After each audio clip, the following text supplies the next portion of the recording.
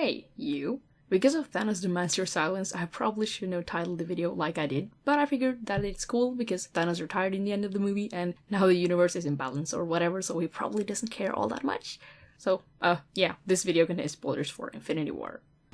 Alright, now that that's out of the way, let's talk some spoilers. More precisely, let's talk Doctor Strange, and why Doctor Strange, the protector of the Time Stone, simply handed said Time Stone over to Thanos, the destroyer of the universe.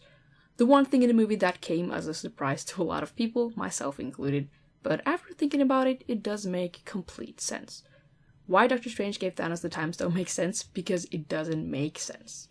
Earlier in the movie, when the team arrived on Titan before Thanos, we see Doctor Strange look through millions of different alternate futures and timelines, and Tony asks him how many they won in. And out of 14 million timelines or so, they only won once. So the odds are definitely not in their favor.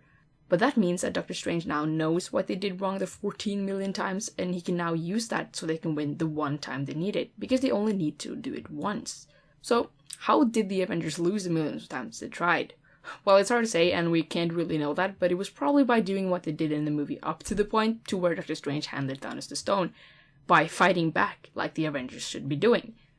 But then, unlike all the million alternate futures, Doctor Strange helps Thanos on the way by giving him exactly what he wants.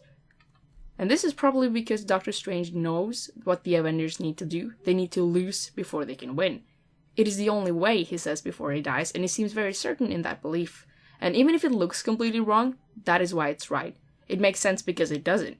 There's been 14 million fights and one win. Then that one time they won, they must have done something that no one thought to do. Actually give Thanos what he wanted. Earlier in the film, Doctor Strange straight up tells Iron Man that if it was between him and the universe, he'd choose the universe, and he probably did choose the universe, even if it doesn't seem that way, because by saving Iron Man and giving Thanos the stone, that might have been the only way to actually save the universe, and like he says, it is the only way. He gave up the stone to save Tony's life, and now this might foreshadow the fact that Iron Man might be detrimental to Thanos in part 2, or perhaps it was just the perfect way for Doctor Strange to hand it to him without it being out of character. Probably both of these reasons. Thanos would have been suspicious if he just happened to throw it to him for no reason, but to save Tony's life it gave him the perfect cover, and Thanos doesn't know the relationship between those two anyways. To Thanos it doesn't look like a smart or calculated move, it just seems desperate. When it is, in fact, probably the complete opposite. And now, in the end, we see Thanos retire, seemingly happy and content with his work, and it is now that the remaining Avengers, once they regroup and get back on their feet, can win against an unsuspecting Thanos. It's going to be very interesting to see how this plays out in the next Avengers film, Captain Marvel's role in it, and how most of the dead characters totally will come back to life again. Perhaps then it's when we'll get the answers to just how Doctor Strange saved the universe by not saving it at all. And perhaps we'll even see him and Tony become friends. Who knows? Maybe that happens in another one of those million timelines.